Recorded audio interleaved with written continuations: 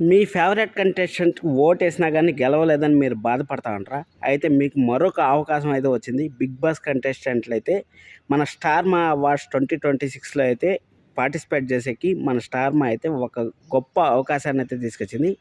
ఆ గొప్ప అవకాశాన్ని మీరు మిస్ అవ్వకుండా ఉండాలంటే వెంటనే జియో హాట్‌స్టార్ ఓపెన్ చేసి ఎనీ ప్రోగ్రామ్ ఏదైనా సరే, అది సీరియల్ కానీ, బిగ్ బాస్ కానీ ఏదైనా ఓపెన్ చేశారంటే మీకు కింద ఓటింగ్ అనేది 2026 స్టార్ మా పరివార్ అని ఓటింగ్ అని కనపడుతుంది.